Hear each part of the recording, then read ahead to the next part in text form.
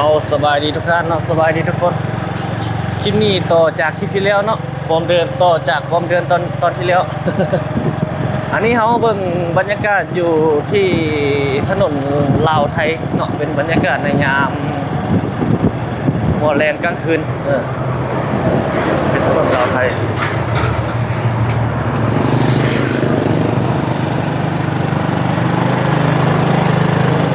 โอ้พระเจ้าห่มยาถนนลาวไทยนี่เป็นซุดอยู่นั่นคนเลยวงเวียนนะบนทันคนแหละต่อใส่ซุดอยู่บนถนนดงไปนาคุณจุดเริ่มต้นกับมาแต่ทั้งหลังเขาฮะเขตวิทยาลัยเทคนิคเราเยอรมันฮะต่อมาแต่ทางถนนดอนจันทร์ฮะถนนท่าเรือฮะแล้วก็เอาเข้ามานี่แล้วก็ไปซุดใส่พุ่นเลยซุดใส่ถนนนั่นดงไปนาคุณ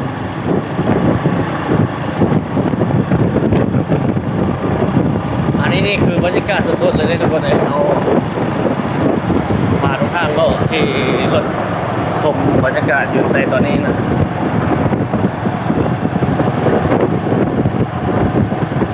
เมื่อกี้ขอโทษหลายๆ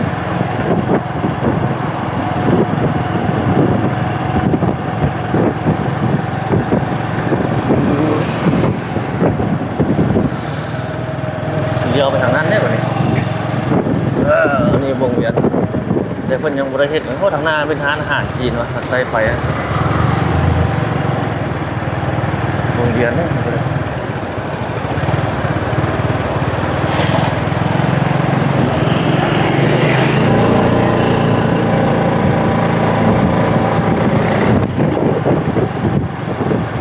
อันนี้เป็นบรรยากาศสดอยู่ถนน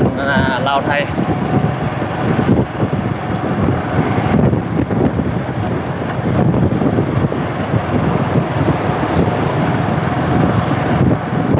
ลาวไทยเป็นสุดอยู่พุทธ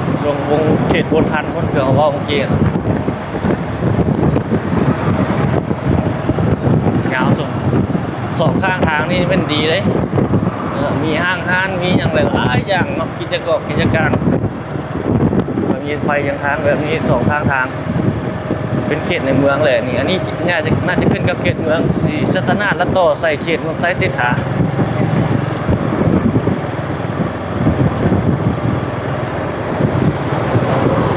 เป็นวงเวียนทางหน้าเอาเลยนะ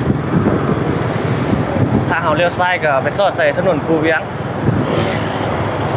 เลี้ยวขวาก็ไปตามถนนอันนี้คือเก่าถนนลาวไทยนี่ไปสุดในเขตบ้านพลทันคน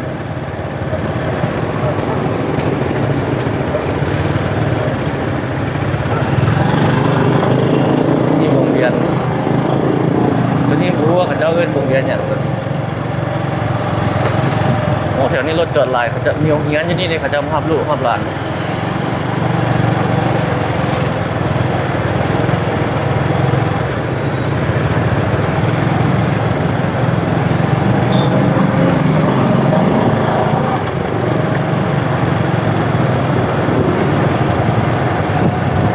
ี่คือบรรยากาศสดๆแท้ได้ทุกคนเลยพาเลาะเวียงจันทร์บ้านเฮาเนาะไปส่งไปอัปเดตไปแต่ละมื้อแต่ละวันนี่แหละทุกคนเลยให้ประชาชนได้เห็นถึงการเปลี่ยนแปลงการพัฒนาอยู่บ้านเฮาจุดใดนะอยู่ข้างหน้าเฮานี่ก็เพิ่นทับวางมีตึกนึงและตึกเก่าๆอยู่นี่เจ้าเอิ้นตึกหยังหมดนี่หอพักไม่หยังจักอย่างนี่แหละจะเอาไปจื้อพักก็มีการทับวางแล้วจะมีตึกมีโครงการไม่หยังขึ้นยังบ่แน่ใจคือกันมามื้อนั้นยังบ่ทันนั้นเดี๋ยวไปเบิ่งมื้อนี้แหละว่าเพิ่นจะเฮ็ดเป็นหยังนะ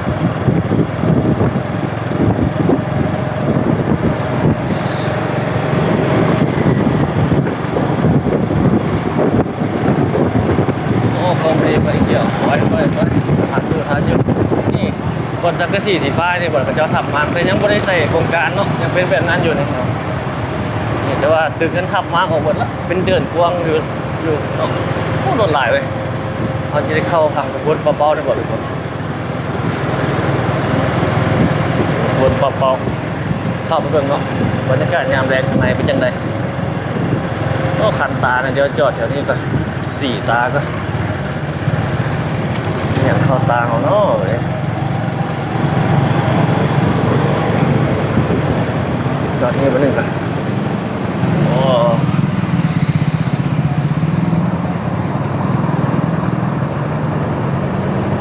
ลมมันต้องตา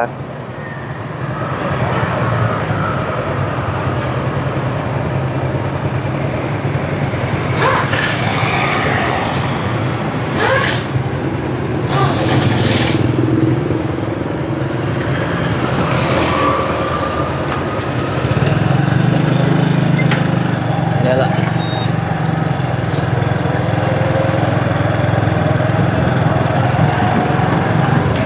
เข้าไปทางคนเปล่าๆทุกคนเบิ่งบรรยากาศในยามกลางคืนแบบนี้จะเป็นยังไง บ่ได้มาโดนละดิวันนี้มาเบิ่งซะโอ้โห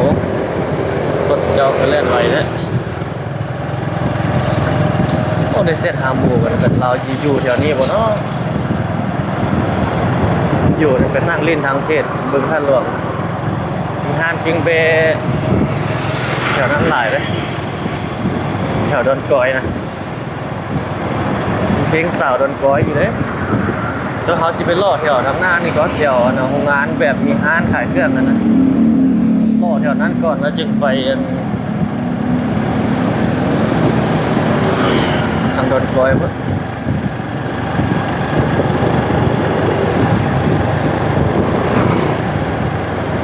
มาฮอดแถวนี้แล้วจึงคิดฮอดคิดออกว่า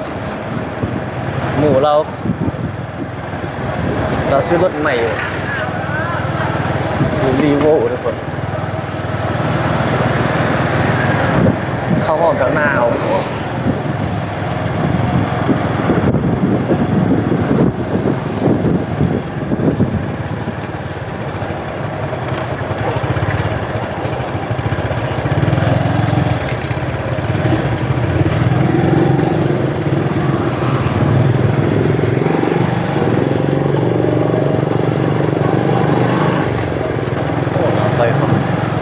ห้อมแถวนี้ห้อมอะไรเนาะอาหารอันนี้นี่คนกินหลายเนาะชิ้นจุ่มชิ้นละมันหนาวแบบนี้นี่คักเลย โอ้เสียดายเว้ยพอได้เอาเสื้อกันหนาวมาทุกคนบนเที่ยวทางหน้ามีห้านขายเครื่องเสื้อขายแนวขายแนวซื้อนมหนาวห้อมนี่ป่ะนี่แหละ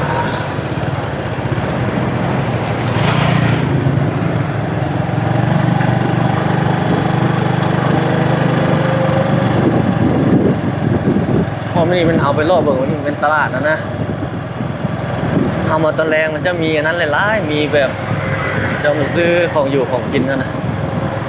มันเป็นข้าเจ้าจุดเป็นจุดข้าเจ้าขายของอยู่ของกินนะขายอยู่แนวกินแล้วก็ผู้สาวของงานพนักงานของงานเขาจะออกมาซื้อเนื้ออยู่เนื้อกินหลายบนทางหน้าเขาจิบไปนี่เลยทุกคน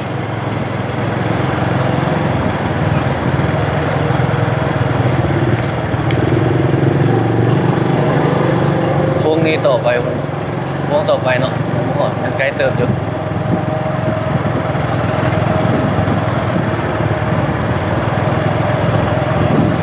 อ่านตัดผมก่อนเลย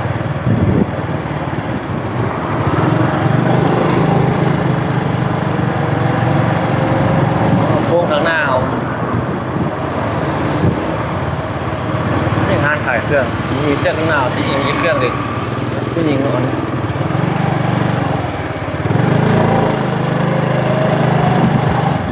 นี่แถวทางหน้าเขาเลยซุมซนเขาเจ้าขายแนวกิน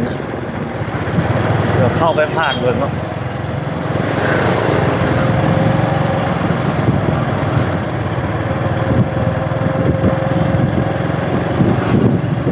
เสื้อผ้าทางนั้น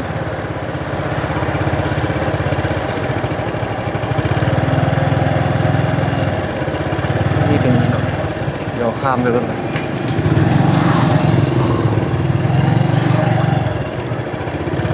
ทางนาจะมาอย่างไปเบิ่งเสื้อนี่โอ้โหเสื้อกันหนาวขึ้นได้ปะ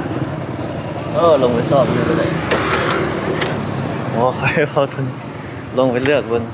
เสื้อกันหนาวมีแต่แบบนี้วะในก็มีวะโอ้ยมีละมีโซก เราอยากได้เสื้อกันหนาว เสื้อกันหนาวข้างในพอ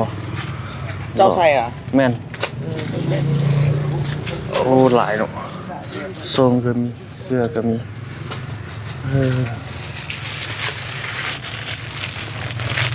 จะให้โตบางๆก็ถึงหนาเลยไง ตัวธรรมดาฮ้อนก็ได้หนาวก็ได้นะให้มันได้ทรงยามทรงแนว ใส่ยูเวียงเนี่ย อยู่เวียงเอาแบบใดวะ นี่ก็ได้ ตัวใดนี่เหรอ นี่นะโอ้ใหญ่โพด เพราะเบอร์น้อยก็มี ว่ามันทรงใหญ่ๆนะ แต่มันคือเท่าไหร่อ่ะ มันคือเท่าอะไร ไปจังสิ โอ้อันนั้นตัวเท่าไหร่นะ มันมีหลายราคาเลยครับ อันนี้เท่าไหร่อันนี้ ตัวใดตัวนี้ อ่า ตัวนี้300,000 โอ้แพงตัวเส้นปลายนี่บ่มีวะ ตัวแสนปลายเสื้อกันหนาวบ่มี บ่มีวะทางนี้ดูเอ้ยโอ้มีเสื้อคอเสื้ออะไรเงี้ยนี่ ใช่แล้วก็ได้ 3 เส้นป้าย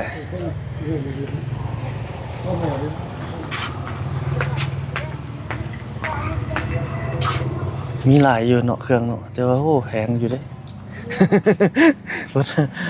มันตัวดีเนาะมันตัวดีเนาะ เพราะแม่นเสื้อกันหนาวแล้วเสื้อพาโลมแนวนี้มันก็200,000ปลายแล้วนะกันโลมมันนะเด้รุ่นนี้นะมันก็200,000ปลายแล้ว อันนี้บ่ อ๋อท่านเป็นเสื้อหนาวแล้วมันเป็นแสนปลายแล้วบ่มี โอ้มีแต่เสื้อธรรมดาเนาะจึงมีเนาะโอเคได้ละขาสั้นนี่เท่าไหร่นี่อันนี้เท่าไหร่ ตัวนั้นนะ อืม ตัวนั้น185 ฉัน85ขาสั้นเนาะนี่เนาะเส้นปลายอันนี้ เส้นป่ายส่งแบบนี้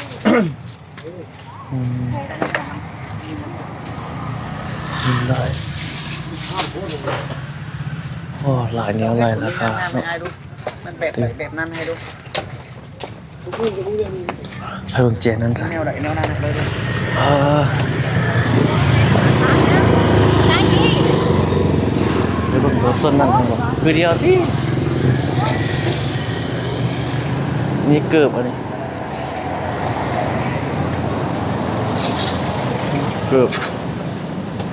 คือเดียวเลยทุกคนเนาะไปแถวอันมนาจังไปซื้อแถวซันเจียงพวกเราซะ อันนี้เป็นเครื่องของเวียดนามเนาะทุกคนเนาะที่ทางหน้าจะมีคือกันไปมนาจังซื้อซะมันมีอยู่แต่เขาบ่ได้เอามา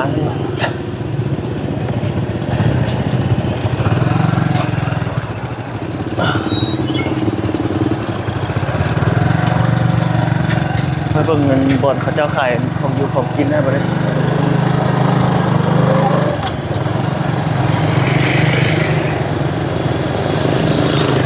เข้าไปนี่แหละ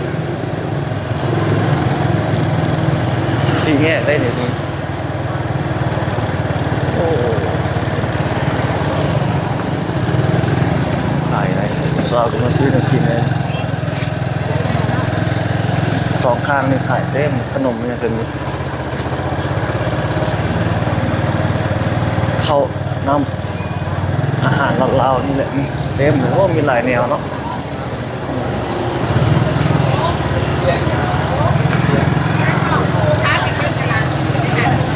ผ่านเข้ามาเบิ่งบรรยากาศ โอ้หลายเว้ยแนวอยู่แนวกินนะผักมีชีนางของกินสุกแต่งแล้วก็มี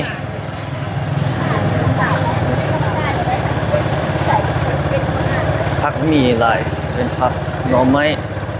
ตัวมะกล้วยโอ้หลายอย่าง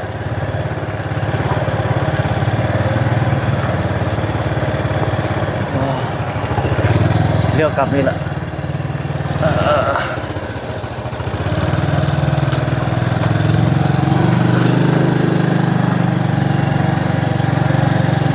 เหงาพอทีเนาะ หลายร้านเลยอาหารการกิน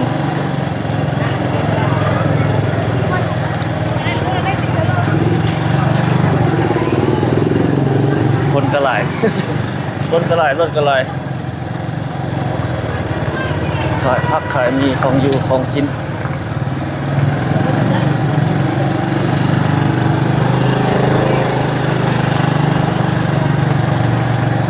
หลายคนเขา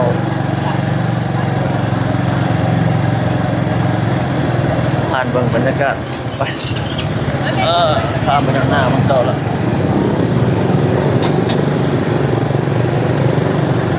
ยังยาวมาทางนี้ก็มีเนาะ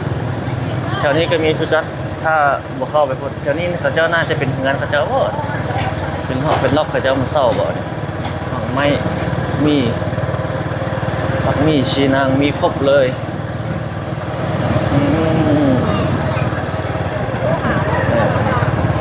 เต็มหลายเลยของกินแถวนี้มันเป็นนาไกลแบบอันนั้นเนาะลิงต้นใหญ่เขาไปมาเขาจะก็ยังแรกกันไกลแบบโรงงานนะพนักงานของงานหลายเป็นร้านเบียร์นี่พันนครร้านเบียร์โอ้เครื่องอยู่ห้านเวียดเมื่อกี้300,000ปลายมันเสื้อกันหนาวนะ100,000ปลายบ่มีแล้ว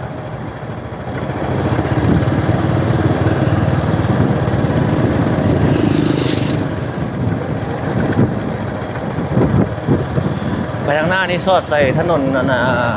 กำแพงเมืองแล้ว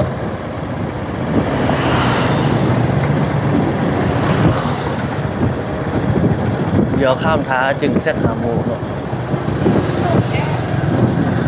เซตอยู่นี่ก็ได้หรอเซตนี้ก็ได้จอดนี่เป็นหนึ่งเนี่ยเป็นวิจิตรถนนกำแพงเมืองซะ ให้มาเบิ่งบรรยากาศอยู่เขตนี้อันนี้เป็นถนนกำแพงเมืองเมื่อรถมาจะมาจากทางมาทางไอเต็กมาจากทางพวนพะเนาพุ่นนะพวนพะเนาพวนเตียงพุ่นไปทางนี้จะเป็นซอดใส่หนองไฮหรือว่าเส้นถนนท่าเรือพุ่นแหละไปซอดใส่พุ่นแหละนี่ถึงร้านอาหารที่ตามสั่งว่ารถหลายเนาะเราจอดนี่ก่อน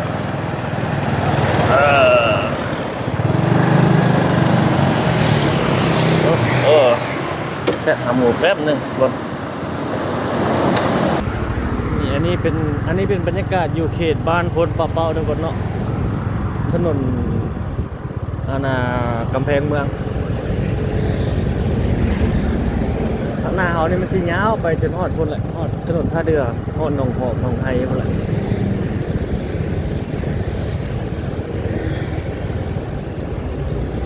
งั้นปั๊มน้ำมันพาสต้นปะเป้าห้อม7อันนี้บนรถออกมานี่บนนั้นปั๊มน้ำมันรถสัญจรหลายเนาะถนนสายนี้ก็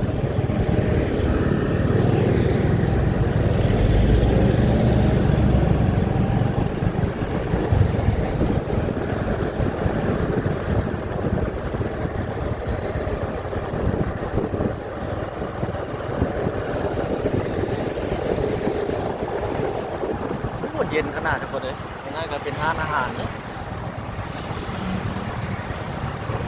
เอาคิง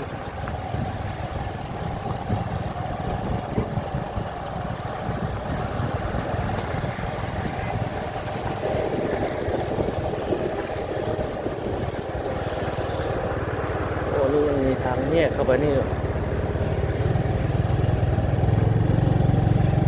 โอ้ตัวนี้ไปซอดใส่เขตโรงเรียนเราทบบนเฮาจิมาเมื่อกี้ตัวนี้เนาะเดี๋ยวเลี้ยวกลับกันทุกคน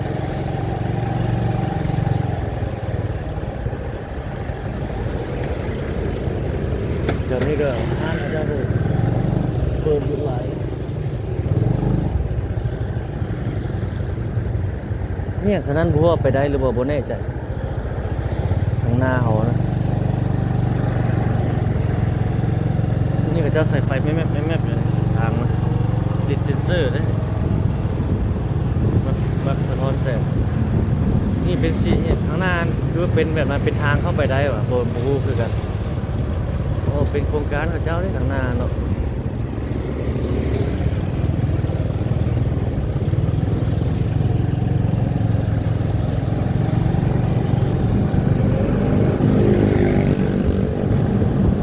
โอ้เย็นขนาดเลยอ๋อเย็นหนาวสาวเลิกโรงเรียนเลย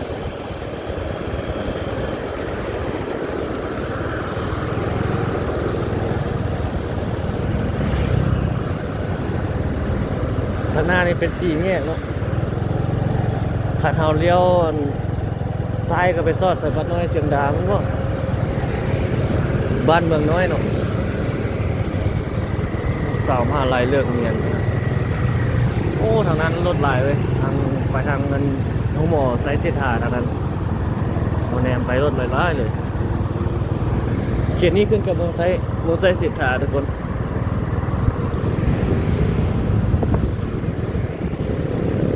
นี่มีห้างเบียร์ห้างอย่างไรโอ้รถกระนั้นงามเนาะเมื่อเงินพักเงินห้างเบียร์ทางนั้นก็ได้โอ้เดี๋ยวผู้สาวจะไปกินเบียร์โอ้หนาวเลยทุกคน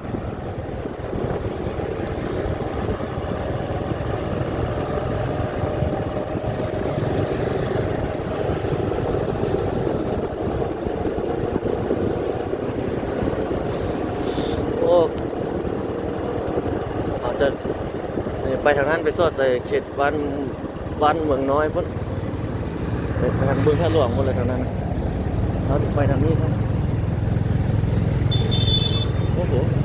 บีบแกแค่เดียวปั๊มเดียวเลยนี่เราไปทางหน้านี่สอดใส่เขตมุ่งหมอเกษมราชเขตนี้มันขึ้นกับเป็นอย่างบูได้ใจโอ้นี่ต่ำเดียวเลยต่ำคนเดียว3 คัน3 คันเลย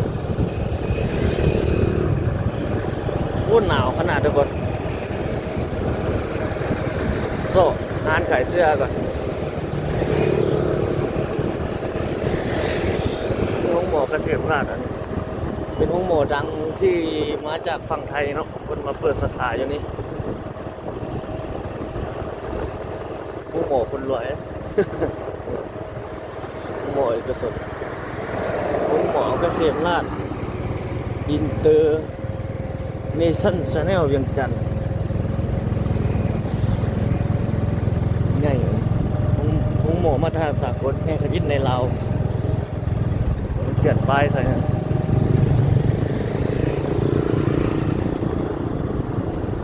โอ้มาทางนี้เย็นขนาดเลยทุกคนตอนนี้เอานี่เป็นตึกของคนจีนอันนี้ก็ได้เป็นบริษัทคนจีนง่ายอีหลีโอ้หนาวขนาดเลยเขาว่าสิออกไปทางบึงท่าหลวงก็แห้งหนาวเลยโอเคนี่มันเป็นป่าเลยเราต้องไปซอกเสื้ออยู่แถวนี้ก่อน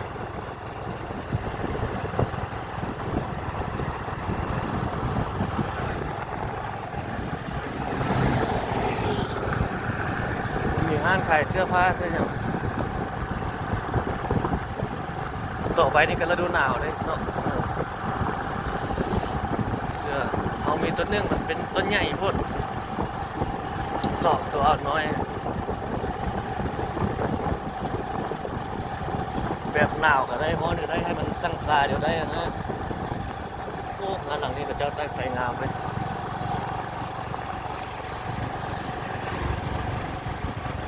งามเลย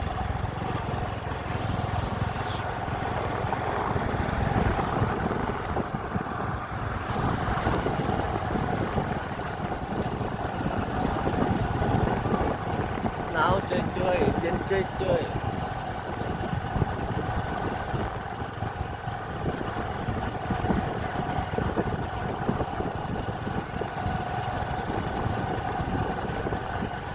ตึกตัวนี้ก็ง่ายอันนี้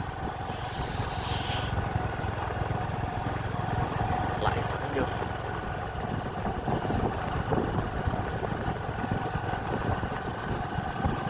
หนาวสั่นดึดดึดดึด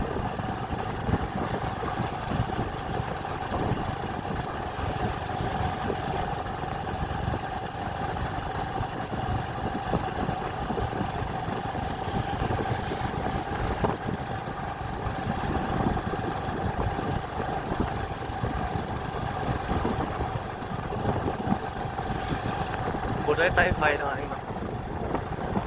บดได้ปุ้ยใส่ไฟอย่างทางมืออย่างเงี้ยทางเลยรถกระเที่ยวหลาย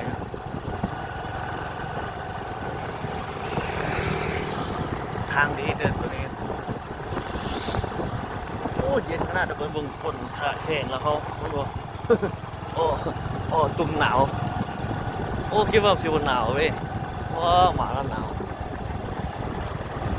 เอาเลี้ยวออกไปทางห้องหมอนทางนี้คือเก่าเด้ห้องหมอน103โอ้ทางนั้นก็จะมีงานวะนะเยอะออกไปมันจะมีงานขายเอ็มมาแถวนี้อุ่นนะแถวนี้มันบ้านเฮือนหลายๆแล้วอุ่น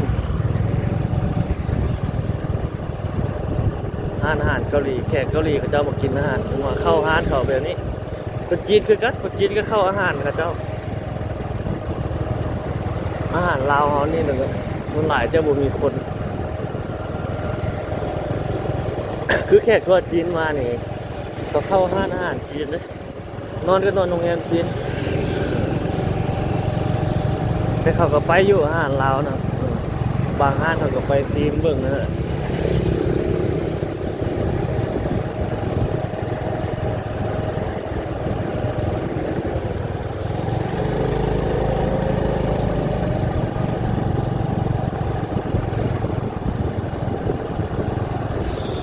ร้านขายเสื้อบนนี้เดี๋ยวนี้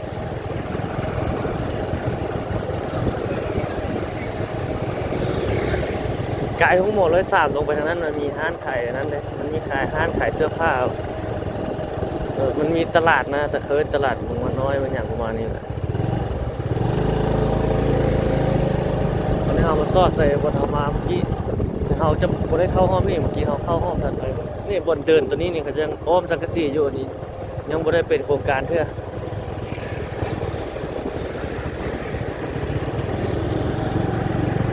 เมื่อกี้เรา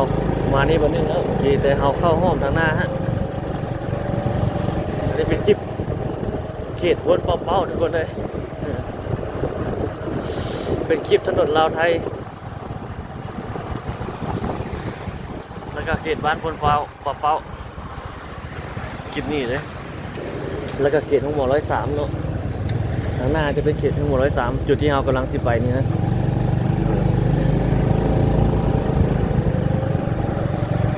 นี่เป็นทั้งหมด103แล้วนี่ทั้งหมดกองทัพบอกไปไม่อย่างประมาณนี้แต่ว่าประชาชนทั่วไปก็เข้าได้หมดนั่นแหละทางภายในและก็ต่างประเทศสามารถเข้าไปใช้บริการได้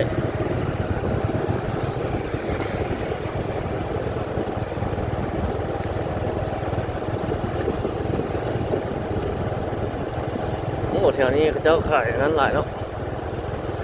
ขายของอยู่ของกินนะจัมโบ้ก็มีใกล้ของหมอเด้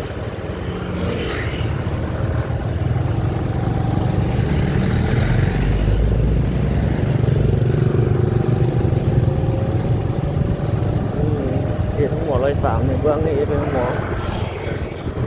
สาวไปสาวนักเรียนสาวนักศึกษาไอ้เยอะเป็นผู้สาวงามก็หลายเนาะนี่เรื่องของหมอ103กองทัพประชาชนลาวตอนนี้เขาเจ้าขายเครื่องของอยู่ของกินหลายสองข้างทางเต็มเลย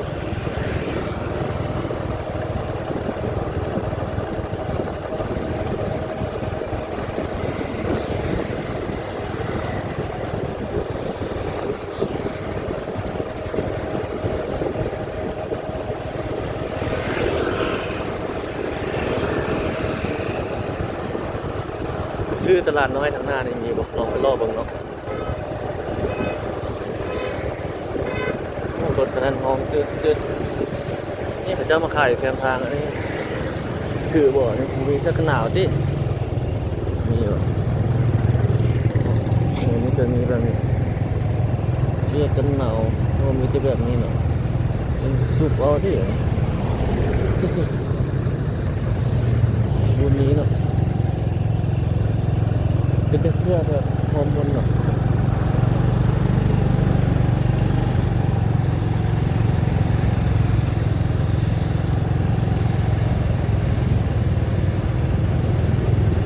ตลาดตัวนี้มีใหญ่เยอะตลาดตัวนี้แล้วก็หมูเสื้อผ้าเขาจะปิดแล้วบอก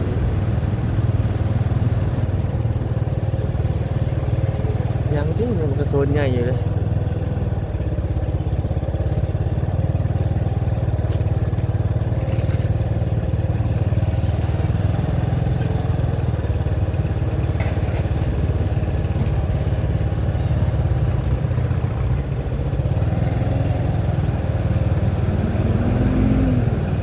ลงมาทางนี้แล้วนึง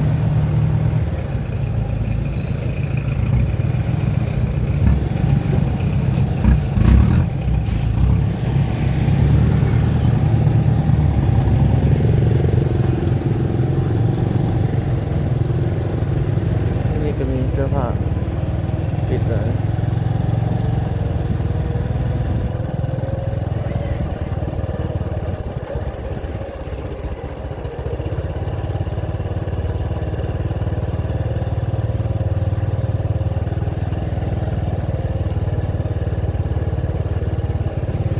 มันลงห้อมมาทางนี้เลยได้นี่ไปซอดใส่เขตอันนั้นพูดก่อนนี่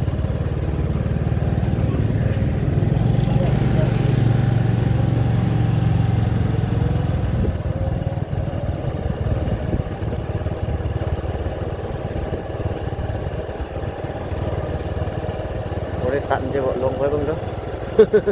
รอบ้านในยามกลางคืนหรอโอ้ยขายปิ้งเอ็นเนี่ยเกี่ยวไปซอดใส่ทางบนเป้าๆกันสิ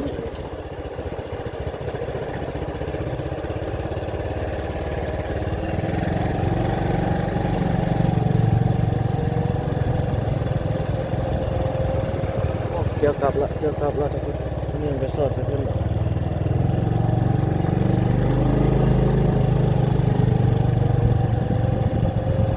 เข้าไปตลาดเมื่อกี้ตัวนั้นเนาะ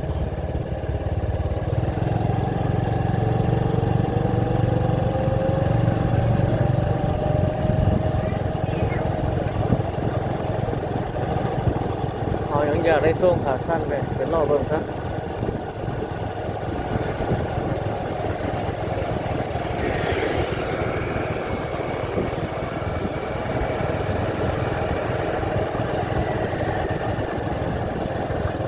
ต้องหมอนเขาเห็นสูงๆ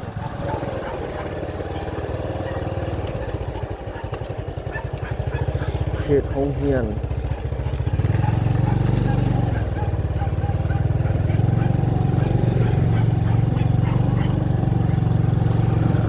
เป็นทานพิงมีแต่ผู้สาวกินนะครับ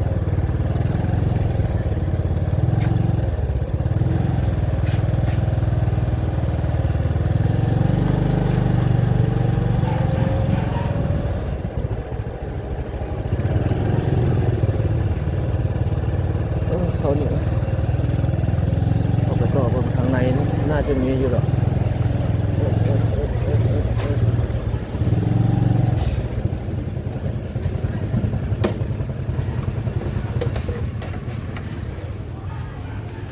จังบุปิดที่สวนเสื้อผ้าเท่าไหร่3,000มีฝากรถ2,000ก็รอบทางในก็โอ้ปิดมาแล้วบอกอันนี้มันอย่างขอบคุณส่งเท่าไหร่อันนี้ขอบคุณ มันมี เท่าไหร่ 25 25โอ้ขอบคุณเยอะมียำเยอะรอบทางในก็เสื้อผ้าโอ้ส่วนหลายบางห้างก็ปิดแล้วเด้เสื้อผ้าส่วนพวกนั้นไม่ใช่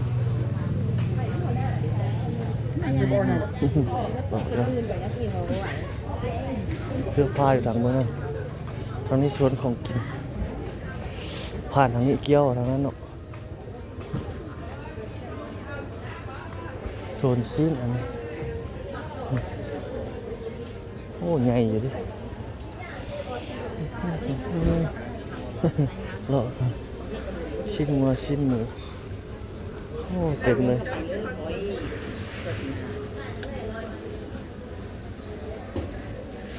เรามาทางใจทางนี้อีกแล้วเลยเสียเส้นเข้ามา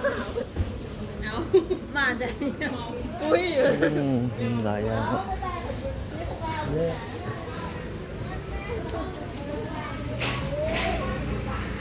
ปูปลาไก่ชิ้นหมูเห็ดป้อมีหลายอย่างเบิกเสื้อกันหนาวคนแหละเป้าหมายเขา โอ้ผักอันนี้ครับด้วยต้มแกงหน่อเห็ดหน่อเนี่ยขี้ขายังบ่ปิดบ่เราต้องเสื้อผ้าตรงนี้เลย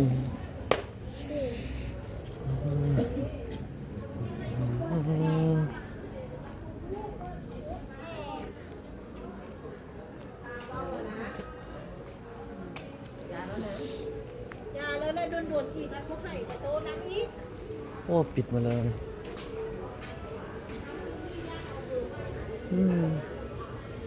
ปิดมาเลยไปโซนทางพวกนั้นครับ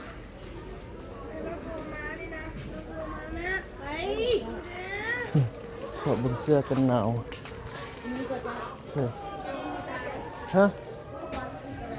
เอาเข้าเหรอเสื้อกันหนาวของผู้ชายอันนี้ปิดหมันเลยอ่ะเดี๋ยวได้แล้ว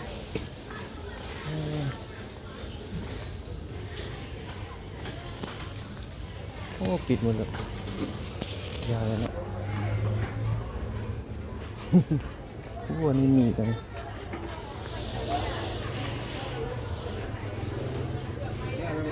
มีของอยู่ของกิน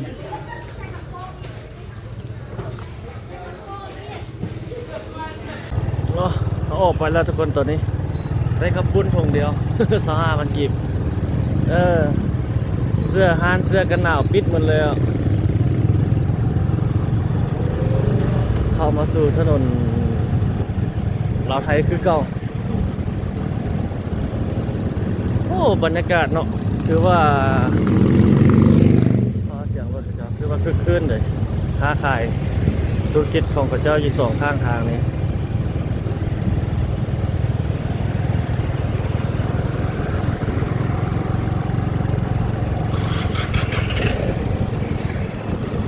เต็มเลยร้านค้าไม่ยังต่างๆ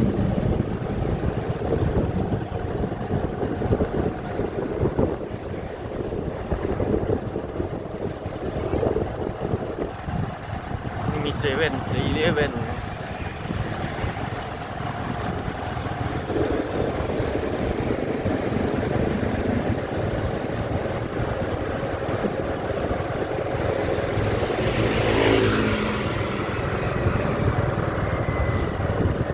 จะเห็นใหม่นี่ปั๊มน้ำมันดิปั๊มน้ำมันเนาะประกาศหาพนักงานขายแล้วหาสมัครงานเนาะเห็นแล้วก็มาเริ่มให้เวียกเลยเจมหมากก็มีนี่ก็มีบิ๊กซีนี่มีบิ๊กซีเซเว่นอยู่ใกล้เดียวเลยแถวนี้เนาะหลายห้างเลยเห็นใหม่เพราะว่ามันอย่างง่ายอยู่ได้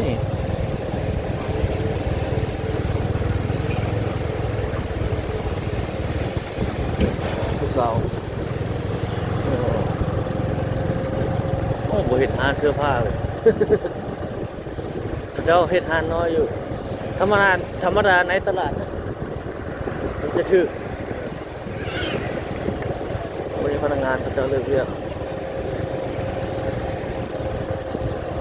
แถวนี้ขึ้นกับบ้านเนี่ยขจีบ้านเผาเขาจะมาเปิดสาขาอยู่นี่โอ้นี่แบรนด์ดังอันนี้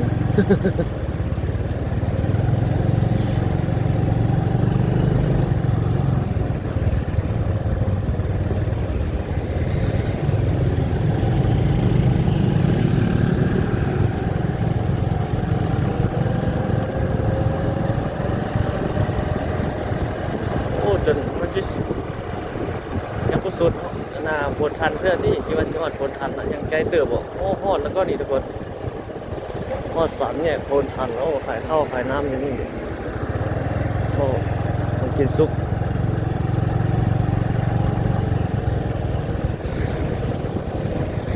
นี่ทานเสื้อกันหนาวไม่ได้เสื้อลาวแบบซุปหัวเอาสันเนี่ยพลทันแล้วก็ตอนนี้ทุกคนเดี๋ยวลงไปทางนั้นคนละ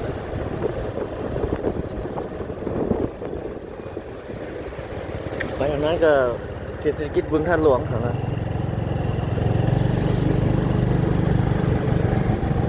นี่เขาลงอันนี้เป็นถนนตรงไปนาแล้วอันนี้เขามุ่งหน้าลงไปทางดงปลาล้าน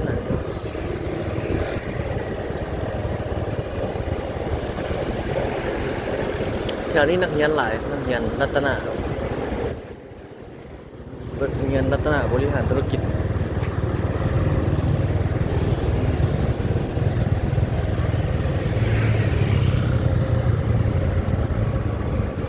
สาวนักศึกษาหลายด้วยแถวนี้นะ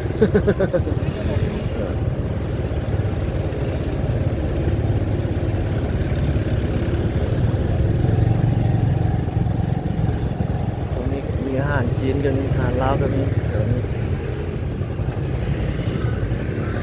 รถมีเราจอดนี่จอดไฟแดงเนี่ยเพื่อถ้ามาเอาไรเดอร์อยู่นี่ที่อันนี้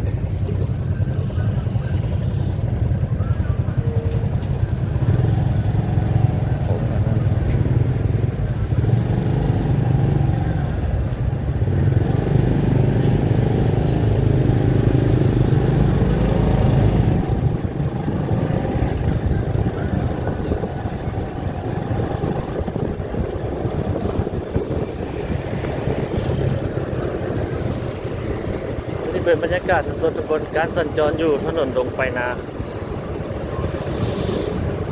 ดงไปนานี่มันจะไปต่อใส่ถนนดงปลาล้านเขตสวน23สิงหาทางหน้าเขาพี่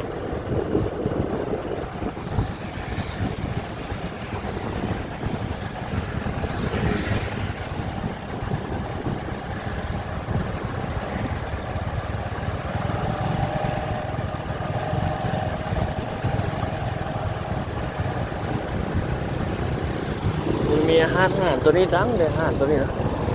คนมากินหลายเลยมีเขตส่วน23สิงหาก็ผู้สาวไปนะโอ้ยผู้สาวแคมป์ของกันหลายคือกันเนาะเสื้อผ้าหนา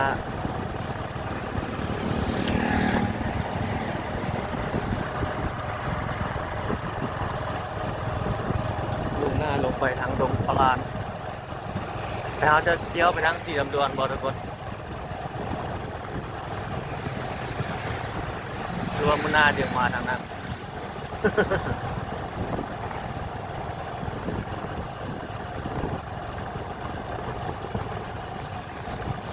มุนาจะมาทางนั้นเนาะวันนี้ลงไปทางนี้ซะเรือไปทางนี้สอดหรือทางนี้ก็ได้คือกันยาเลยก็บริไฟนี่ไปซื้อซะก็บริไฟเกี่ยวเลยเดี๋ยวขวาเมื่อกี้ก็ไปทางสีดำดวนพ้นสีนวลเพราะเป็นสีดำดวนสีดำดวนจะอยู่เขตบ้านสีบนเมืองเขตประตูไซมันน่ะ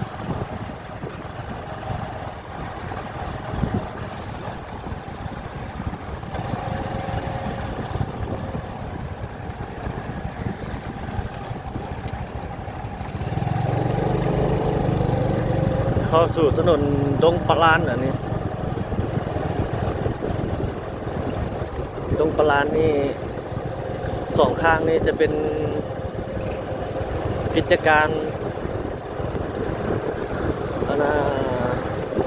ไอทีเป็นเครื่องโทรศัพท์ไอหอกไอทีเครื่องใช้ห้องกอกห้องการอย่างประมาณนี้นะมาร์เก็ตถนนดงปลาล้านนี่เต็มสองข้างทางนี่เครื่องสายไฟฟ้าแบบไอที อิเล็กทรอนิกส์มันอย่างประมาณนี้เอาว่าถือบ่อิเล็กทรอนิกส์ชื่อแล้วเนาะอิเล็กทรอนิกส์เครื่องใช้คอมพิวเตอร์มันอย่างประมาณนี้นะ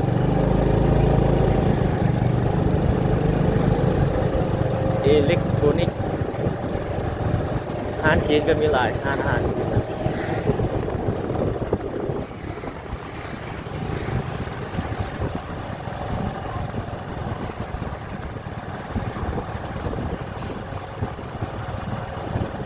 เรื่องจันทร์บ้านเฮาในยามกลางคืนเนาะอัปเดตทักทายสบายดีทุกท่านในแรงของวันนี้แถวนี้นี่ย่านเศรษฐกิจเลยเขตนี้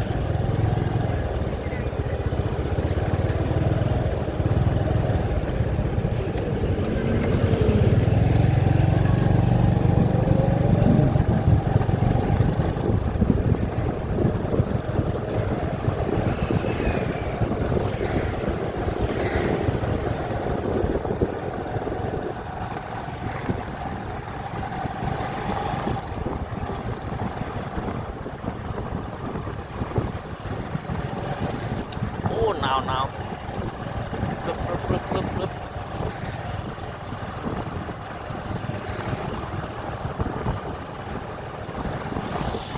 อ๋อโถหนาวเศร้า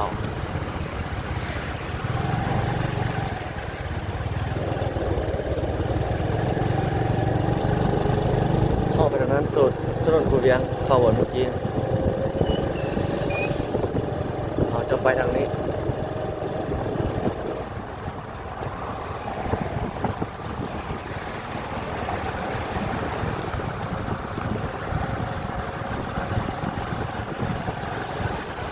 อันนี้เป็นบรรยากาศสดๆโอ้เลยรถกูหอย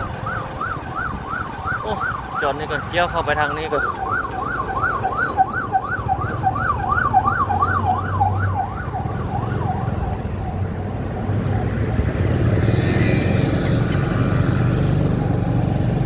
อย่าเขาก็จะเข้าไปทางศูนย์การค้าดิจิทัลเซ็นเตอร์เพิ่งหากันไปเมื่อวานนี้ว่าจะกินไปอีกเลย ไปบ้านนี้มาซื้อเอาลงคลิปเนาะไปทางหน้าเนี่ยเราจะเลี้ยวซ้ายครับเลี้ยวซ้ายไปทางด้านหลังตลาดเซามีไฟแดงทางหน้าเอาเลยนี่ตึกตัวนี้เลี้ยวประมาณนี้แล้วเด่นจุดตัดข้าวเอารอนี่ก่อนเลี้ยวซ้ายนะถ้าเราเลี้ยวขวาไปทางนั้นก็เข้าไปทางถนนหนองบอนเนาะ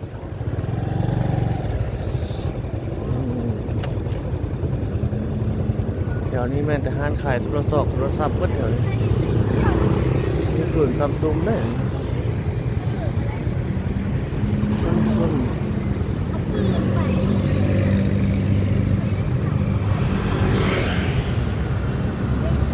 โอ้ตัวนี้เขาเจ้าจีใส่วงคิดว่าเขาเจ้าใส่วงเวียนวะไม่ได้ใส่เดี๋ยวข้างหน้าเขาคิดว่าเขาใส่วงเวียนนะเขาเจ้ากำลังแปลงอยู่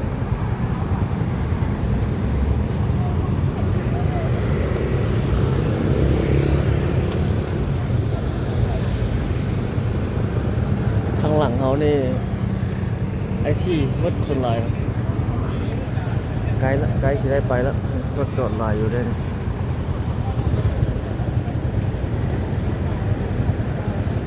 ซัมซุงวีโวซัมซุง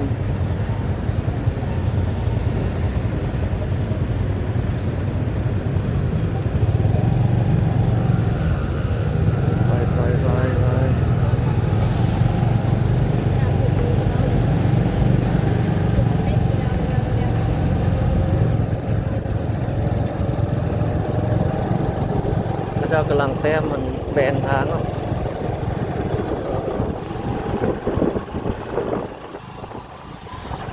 นี่ด้านหลังของ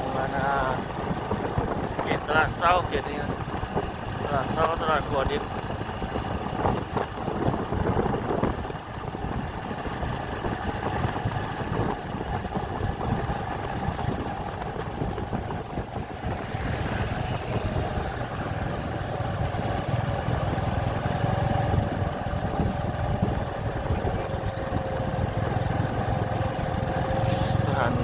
อาทีตอนกลางคืน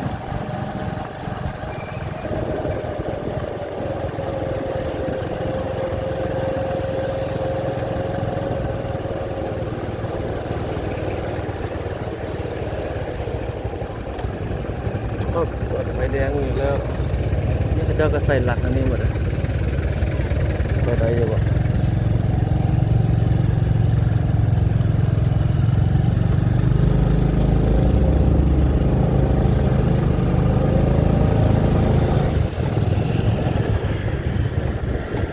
โอ้ตัวนี้น้อยอ่ะแคบยึดเข้าได้บางคนงงเลยว่าไปได้บ่ ลงทางแต่ว่าบาดมันเล่นตัวจริงไม่ได้จะรู้ว่าตัวใดไปได้ไปบ่ได้ฮะแต่ตอนนี้ไปได้อยู่แต่บาดนั้นเพิ่นมาทางหน้าเพิ่นมามันมีการปรับปรุงอย่างเราต้องได้เบิ่งเนาะโอ้หนาวกลับแล้วทุกคนเลยกลับห้องกลับหอละว่าสิไปแซดหาหมูไปนั่งจิบปิ้งเบ้ตัวนั้นนะรู้สึกว่าหนาวกูไปซ้ำโอ้เนี่ยจอดไปไฟน้ำเลย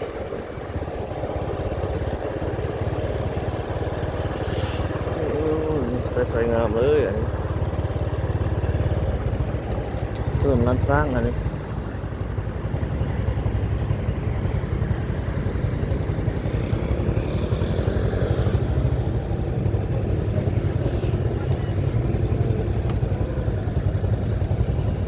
ถ้าทางนี้มาสุดบนเลยเขาจึงได้ไป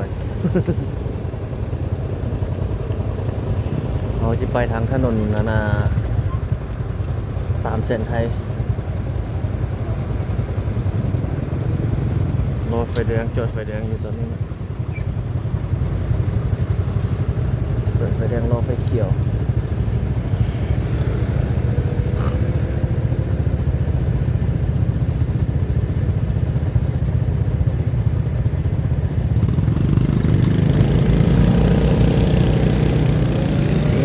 จอดไปไฟน้ำเลยเนาะนี่อันนี้เข้าสู่ถนน3 เส้นไทยแล้วอันนี้เมื่อสงกรานต์มาเปิ้คนเต็มอันนี้ปีกายนี่เนาะปีต่อมานี่จะเป็นจังไดบ่เลย สิได้ลินคือจิเต็มคือเก่าแล้วแถวสีหอมน้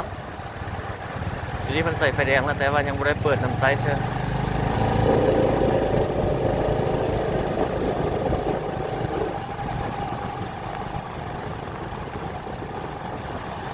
มุ่งหน้าลงไปทางสนามบินสกลปัตไตตอนนี้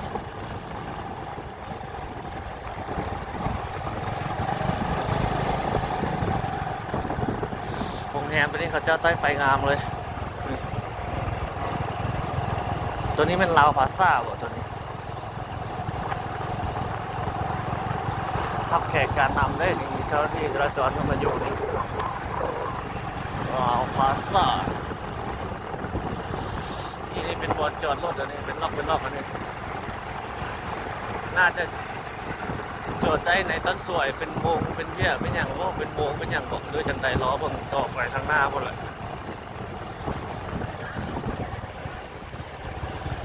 โมไปทางนั้นรถมันติด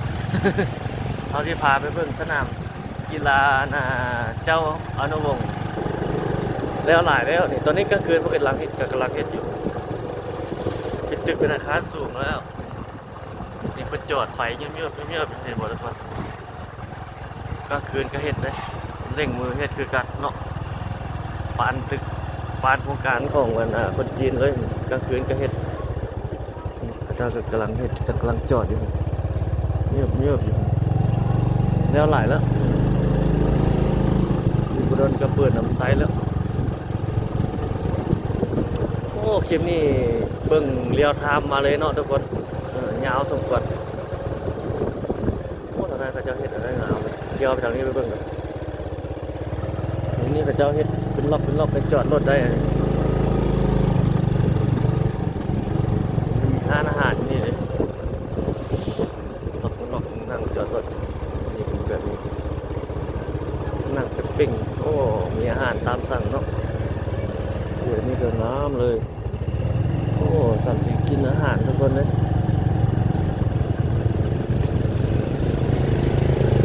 เจ้าเฮ็ดบนอนุญาตจอดรถได้อันนี้บอกตามหน้าเฮือนหน้าบ้านหน้าซ่อง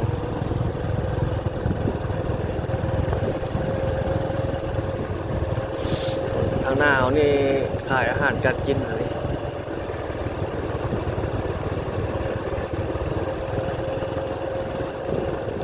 ข้าวขายน้ำ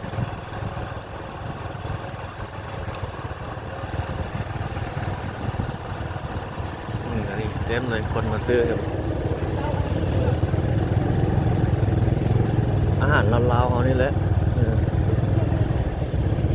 ปีกสุกแล้วแต่ผู้มักเนาะมันหลายอาหารเลือกเอาเลย มักแบบใดมักปิ้งมักจีมักคั่วมักซุปมักแกงมักแบบประเภทใด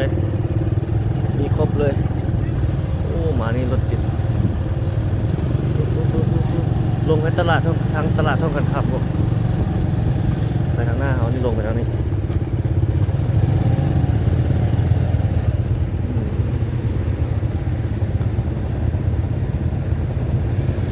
โอ้ทางนี้มาสุดบนทางจนได้ไปนะ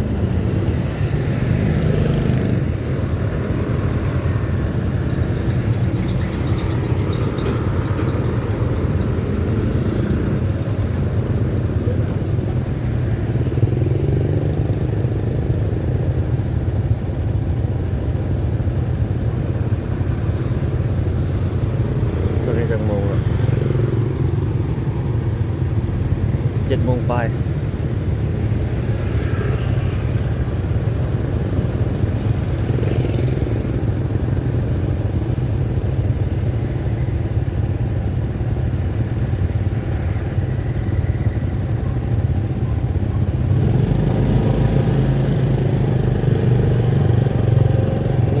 ถนนฝุ่นบุลมไหม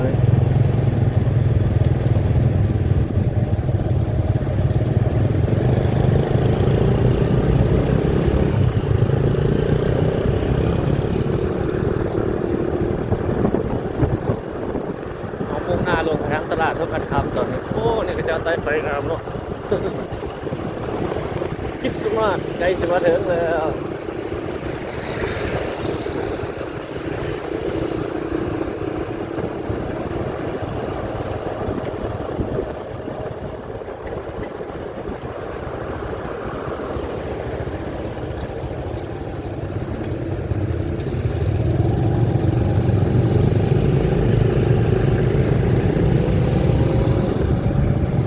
เขาจะขายอาหารการกินอยู่นี่มีคนมาแวะซื้อหลายอยู่เลยนี่ก็ได้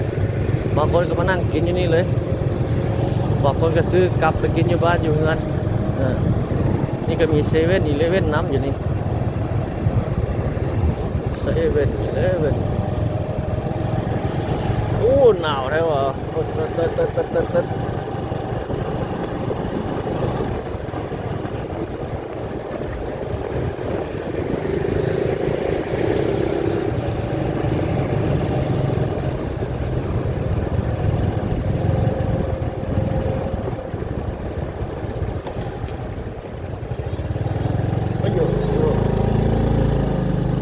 เข้านี่ไปตลาดต้องกันค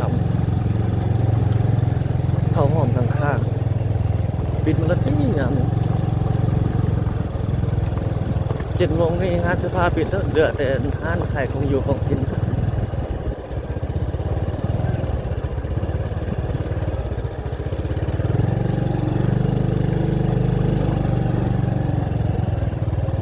อันนี้เป็นกำลังปิดเด้เสื้อผ้าอันนี้ผู้หญิงที่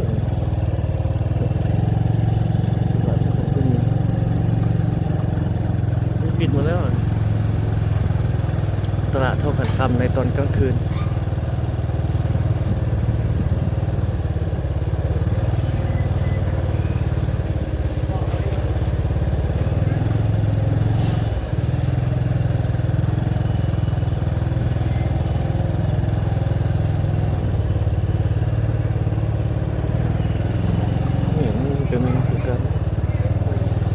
เสื้อผ้าเสาซื้อของกินโอ้นี่ก็เจ้าขายส่งของผู้หญิงตัวหลายของเด็กน้อยเนาะ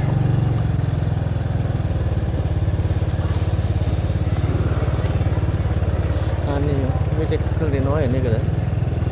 ตลาดนี้ยังไม่ได้ปิดเลย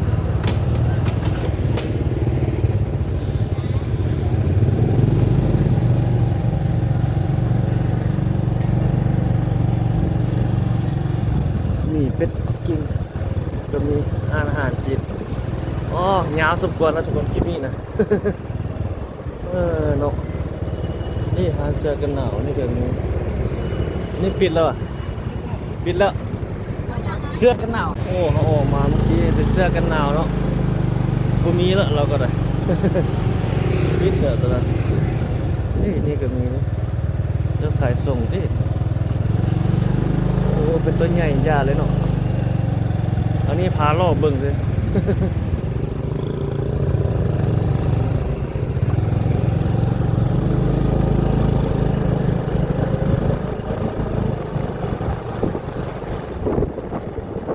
วงกลับไปแล้วตอนนี้โรงแรมนี้ยังมีอีกโรงแรมนี้มีห้านกินหลายๆเลยลองพาล่อเบิ่งไปทางนี้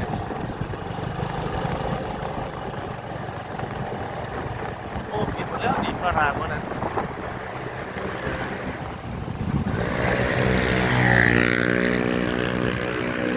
หมดตังค์เด้อ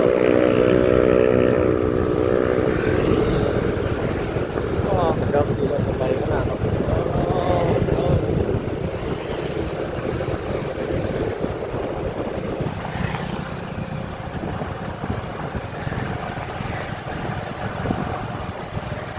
ตอนนี้ก็จะกำลังเล่นใหม่อยู่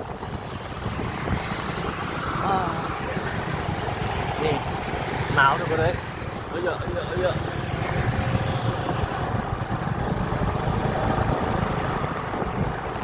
หน้านี่ไปดูไปในตรงเขตของกัญญาสิทธิ์แล้ว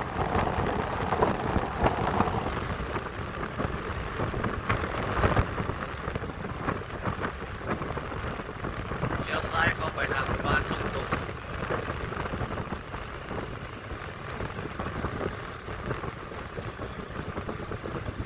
ไปซื้อกระตานมีไซหมดแล้ว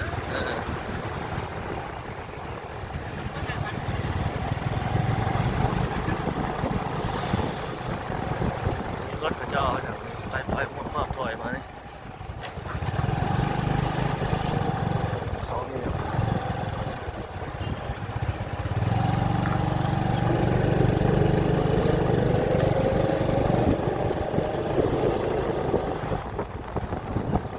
เขตบ้านทุ่งตุงตอนกลางคืน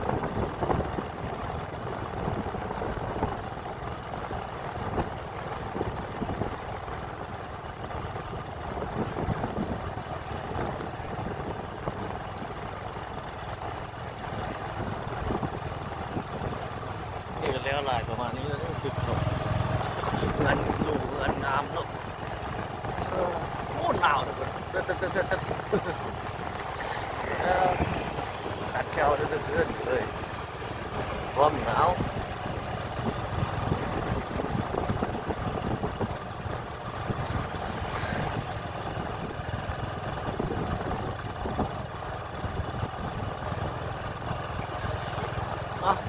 ส่งคนนั้นเขาเจ้าย่างลัดมานี่วะพี่เห็นย่างอยู่เบื้องนั้นโอ้เขาเจ้าลัดมานี่เนาะพี่เห็นย่างอยู่เบื้องนั้นสอดออกมาดิ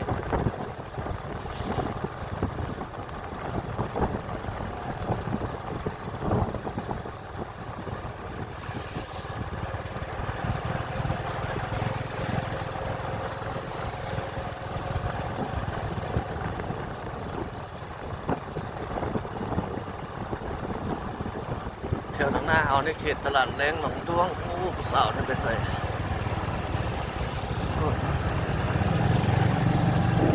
เลิกเรียกเลยหาก็เลิกเรียกมา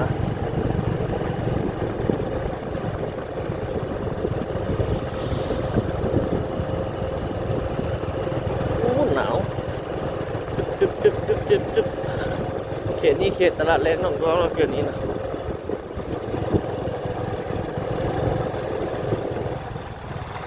โอ้นี่เขาเจ้าแปลงใหม่เลยที่ทางนี่เขาเจ้าหินอันนี้มาใส่โอ้เดี๋ยวอยากเจือกเนาะเขาเจ้าจะลาดยางนี่แต่ยังหมดยังอยู่กันอันสิ ยังพลัดลาดเถอะอยู่ขั้นนั้นปรับหน้าดินก็เลยอีกเห็นยังโอ้พระเจ้าบอกเดียวเข้านี่เดียวบอกทางเข้าห้อง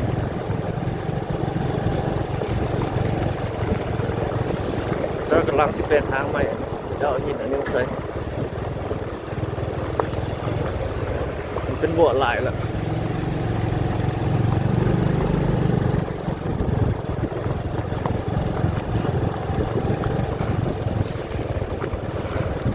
โอ้โหเอาหินมาใส่แบบนี้นะเป็นรถไม้เหยียดดังพร้อมเลย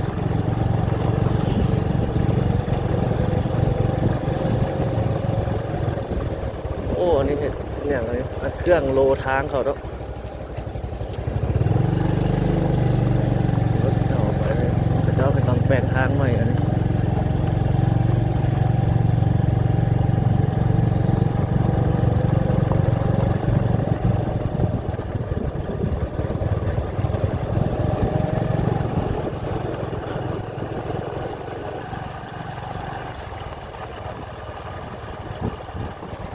นี่ก็กำลังแปลงใหม่เลยนี่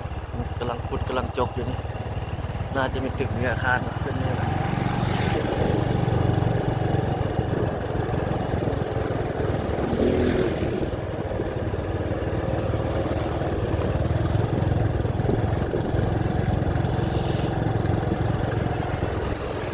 นี่เป็นห้านอาหารเหรอนี่เป็นห้านอาหารเหรอที่นี่เงินที่ไหนเป็นเงินกับเจ้าตึกสูงวิลีหน้าเสาหลักเรียนเป็นห้างอย่างไรเอาห้างขายเครื่องกับยังใส่ไฟ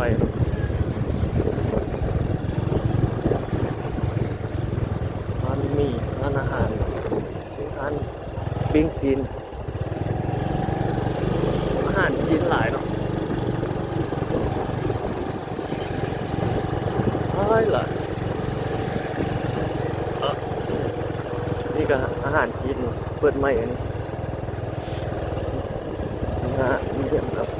เป็นจุ่มเป็นอาหารจีน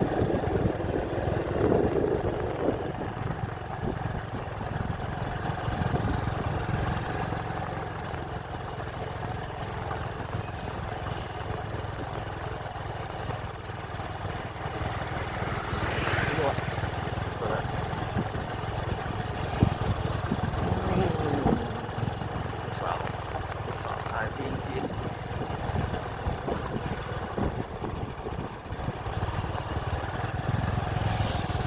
นี่คือบรรยากาศสดๆเลย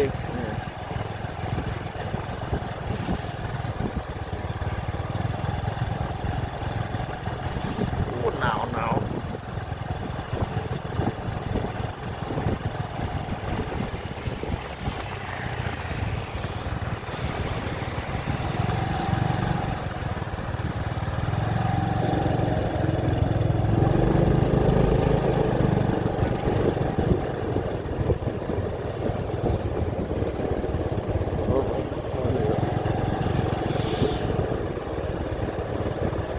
เจ้าขายอาหารจีนไปทุกจดทุกแจมีหมดเลย เขียนบ้านหนองดวงไตเขียน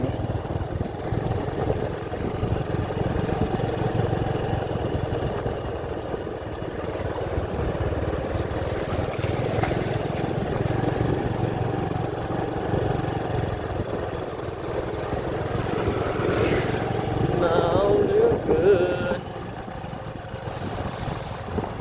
หนาวเหลือเกิน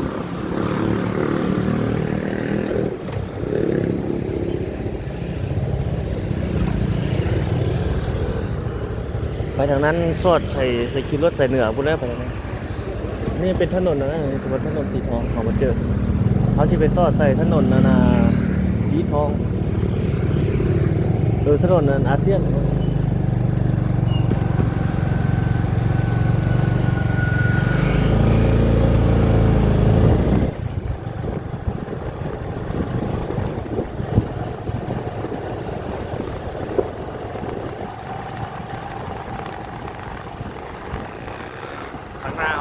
อดใส่สร้างสามหัวหมดเลยเห็นส่วนปัญญาเข้ามุ่งหมดแล้วโอ้เสียบหมดเลยเอาเลี้ยวอันขวานี่เข้าไปถนนอาเซียนตีสองเลี้ยวขวาได้เดี๋ยวต้องระวังปุ๊บมาเข้าสู่ถนนอาเซียนเขตเมืองซิโก้แล้วบัดนี้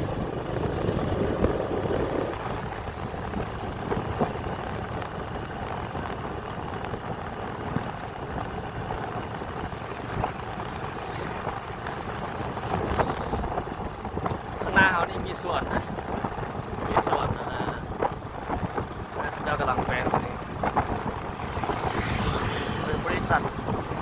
คนจีนเขาจะมาหุ้นส่วนเนี่ยประมาณไหนประมาณนี้เลยโอ้โครงการส่วนสาธารณะเด้อทุกคนประเทศเป็นรูปตัวสร้างเดี๋ยวต้นสวยสิ่งที่มาถ่ายเป็นส่วนสาธารณะคือเก่าแต่ว่าปรับปรุงเป็นส่วนใหญ่กว่าเก่าครับคนจีนเข้ามาพัฒนาเนาะเอาเขตนี้มันเป็นเขตคนจีนอยู่ในเขตตัวงามพระเจ้ากำมะย่างมาเล่นเป็นบ่อนออกกำลังกายของพระเจ้านะบอกไปละนี่กอกนี่เข้ามานี่หลายแล้วนี่ตอนแรกนะมาเปลี่ยนเอาหม้อฝังหม้อไฟอยู่นี่แหละเขาเจ้าเอาฮับเอาไปเล่นต่อเอาคลิปนี้ประมาณนี้หมดทุกคนเดี๋ยวไปทางหน้านี่อีกนิดนึงเนาะ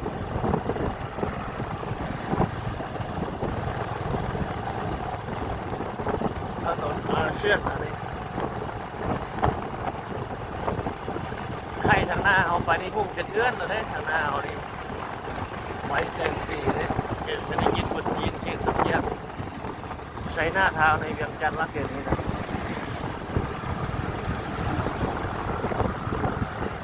ไฟแสงสีเยอะแยะมากมายเลยแค่นี้นะ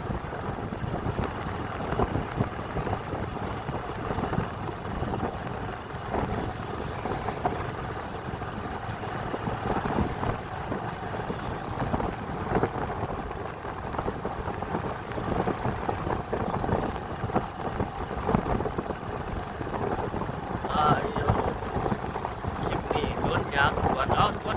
พบกันใหม่ทุกคนเดี๋ยวคนหน้าไม่ใช่ใส่อัปเดตใส่ให้